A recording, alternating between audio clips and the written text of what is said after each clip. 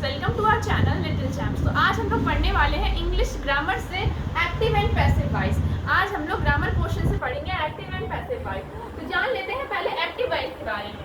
Active voice के बारे में जैसे कि एक सेंटेंस हम लोग सबसे पहले लेते हैं। एक्टिव वॉइस में जो सेंटेंस होता है उसमें सब्जेक्ट को इम्पोर्टेंस दी जाती है। एक्टिव वॉइस में जो सेंटेंस होता है उसमें सब्जेक्ट को इम्पोर्टेंस दी जाती है। जैसे कि एक ले लेते हैं, एक एग्जाम्पल ले लेते हैं। He writes a letter. He writes a letter। तो इसमें इम्पोर्टेंस किसको दी गई है? इसमें इम्पोर्टेंस सब्जेक्ट को दी गई है। और पैसिव वॉइस में ऑब्जेक्ट को इम्पोर्टेंस दी जाती है। जैसे कि a letter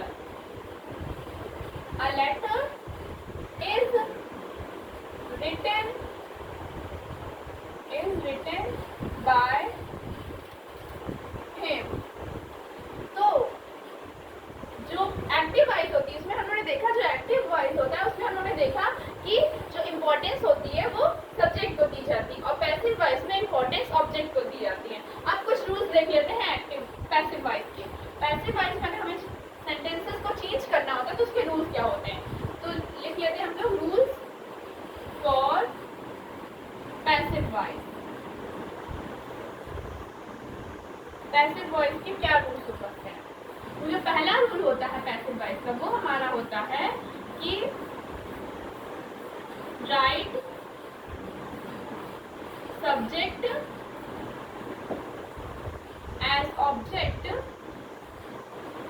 right subject as object and object as subject. हम लोग ऑब्जेक्ट जो होता है उसको सब्जेक्ट में चेंज करते हैं और सब्जेक्ट जो होता है उसको हम लोग ऑब्जेक्ट में चेंज करते हैं। ये हमारा पहला रूल है पैसिव वॉइस का।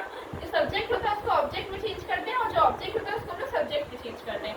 जो दूसरा रूल है पैसिव वॉइस का वो हमारा है यूज बाय। बाय हम लोग यूज करते हैं बिफोर ऑब्जेक्ट। ऑब्जेक्ट से पहले हमें बाय यूज करना होता है पैसिव वॉइस।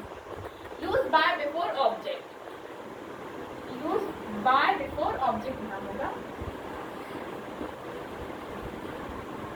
अब जो तीसरा रूल है वो हमारा है use continuous helping verb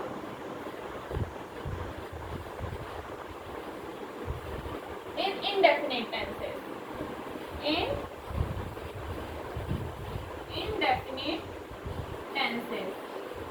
indefinite tenses में हम लोग कॉन्टिन्यूअस हेल्पिंग वर्ब यूज करते हैं। और जो फोर्थ रूल होगा हमारा वो होगा use being in continuous tenses। जब कॉन्टिन्यूअस टेंस हमारा होगा, अगर आपको टेंस आता हो तो आप पैसिव वॉइस एकदम आसानी से सीख लेंगे। और अगर आपको टेंस नहीं आए तो आप कमेंट करिएगा, टेंस की वीडियो मैं जल्दी अपलोड कर दूंगी आपके लिए। तो use being in continuous tenses. उसके बाद होगा हमारा जो पांचवा रूल होगा वो हमारा होगा use being in perfect tenses. Perfect tenses में हमारा बीइंग यूज होता है।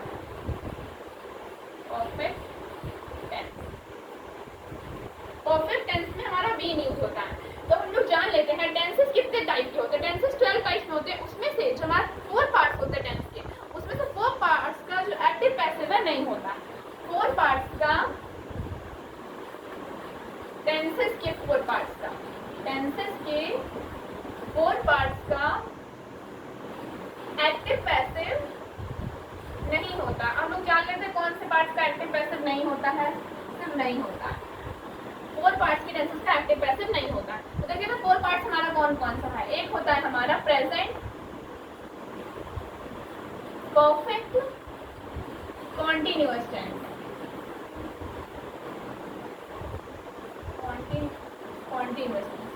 और दूसरा पार्ट जो होता है वो हमारा होता है past perfect continuous tense. Past perfect continuous tense. और जो तीसरा पार्ट होता है वो हमारा होता है future perfect continuous tense. Future perfect continuous tense. और जो पांचवा पार्ट होता है वो हमारा होता है फ्यूचर कॉन्टिन्यूअस टेंस। चौथा पार्ट जो होता है वो हमारा होता है फ्यूचर कॉन्टिन्यूअस टेंस। तो 4, जैसे कि मैंने आपको बताया एक्टिव पैसिव जो है वो 4 टेंसेस का नहीं होता है। सिर्फ बाकी जो बचे 8 टेंसेस है बस उनका ही एक्टिव पैसिव होता है और 4 टेंसेस का एक्टिव पैसिव नहीं होता है। तो हम लोग जान लेते हैं एक्टिव पैसिव में कुछ रूल के बारे में। तो जो हमारा एक्टिव वर्ड इन एक्टिव, यहाँ हो जाएगा words in active become words in passive voice. Passive voice उसमें देखो देखते हैं आई जो होता है वो हमारा आई बिकम्स, पैसिव वॉइस में जो हमारा आई होता है वो मी बन जाता है। पैसिव वॉइस में जो हमारा आई है वो मी बन जाता है। और डी जो है वो अस बन जाता है। डी हमारा अस बन जाता है। यू जो है यू हमारा यू ही रहता है। यू हमारा यू ही रहता है। अगर आप इसको याद कर लेंगे तो बहुत अच्छी बात है, पैसिव वॉइस एकदम आपको अच्छे से आ जाएगा। आई जो होता है हमारा मी बन जाता है, वी जो होता है अस बन जाता है, यू जो होता है वो यू बन जाता है। यू जो होता है हमारा यू रहता है, यू में कोई चेंज नहीं होता है। और जो दे होता है वो देम बन जाता है। दे जो होता है वो देम बन जाता है। और जो ही होता है, ही हमारा बिकम्स हिम। और जो शी होता है वो हर बन जाता है। और जो हु होता है वो हुम हो जाता है। तो ये हमारे एक्टिव पैसिव के कुछ रूल्स हैं, इनको अगर आप याद कर लेंगे तो एक्टिव पैसिव एकदम आपको आसानी से आ जाएगा।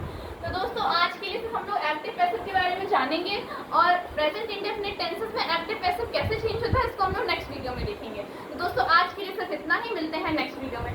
Thank you, please like and subscribe my channel.